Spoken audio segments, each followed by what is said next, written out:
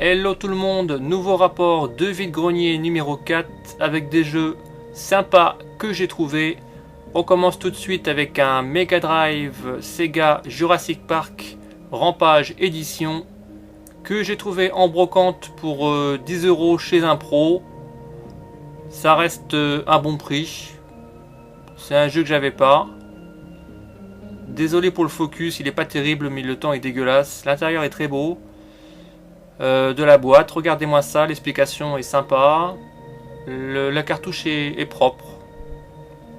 On continue avec un Roi Lion, toujours sur la même console Mega Drive de chez Sega. Un jeu mythique. J'aime pas trop les jeux avec des animaux, mais là j'ai pas hésité, à 8 €. Je l'ai pris. Regardez, il est complet. Sympa. La boîte est un peu pétée sur le côté, c'est pour ça que je l'ai un peu négocié. Mais bon. Un Sega Castle of Illusion Master System avec le petit Mickey. Un jeu super beau mais super dur. A la base, le gars il en voulait 10 €. Je l'ai eu à 5. Putain, la boîte est dure aussi à ouvrir. Putain, d'une main c'est pas évident. Est-ce qu'on va y arriver? Yo! Alors le problème de ces boîtes Master System, c'est que les notices se barrent tout le temps quand on essaye d'ouvrir la boîte, et des fois la cartouche avec. C'était un peu la merde ces boîtes. On continue avec un Ayrton Senna sur Master System, Super Monaco GP2, une grosse bouse que j'ai eu sur une console Master System 2, ouais c'est ça. Le mec le vendait avec, alors j'ai pris tout hein. C'est un jeu qui vaut entre 1 et 3 €. Tous les jeux de sport, c'est de la merdasse. C'est ce qui décote le plus. On continue avec un Golden Axe. Fort sympathique sur Master System. Un jeu médiéval fantastique. 6 €. Ça reste vraiment raisonnable. Il est complet. La notice est encore barrée. Forcément. Très sympa, l'intérieur est clean, la cartouche est belle. Un jeu de plus dans la collection.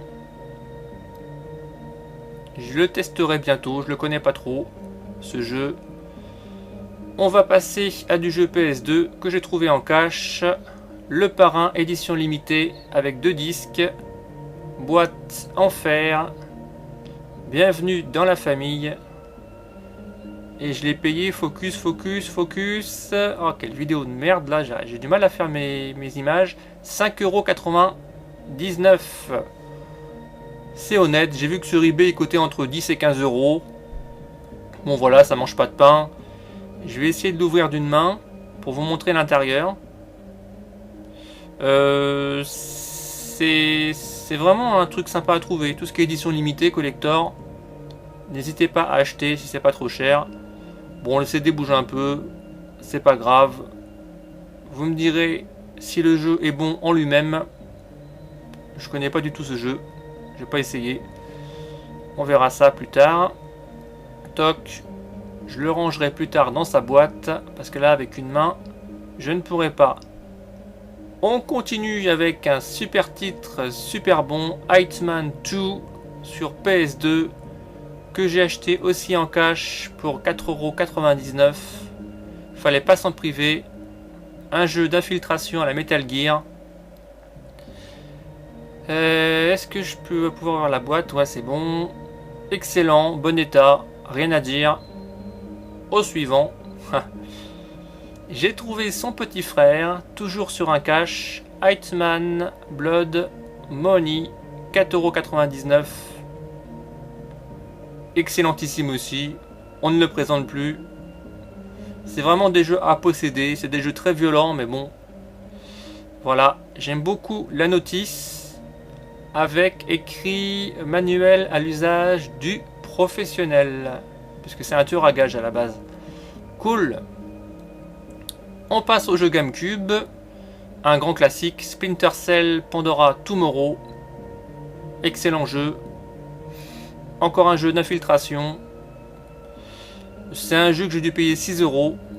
Bon, ça reste raisonnable. C'est un jeu qui s'est beaucoup vendu sur tous les supports, donc ça vaut un petit peu plus. Ah, le fameux Resident Evil 1 remasterisé sur GameCube. Là, je suis bien content. Je l'ai payé 10 euros.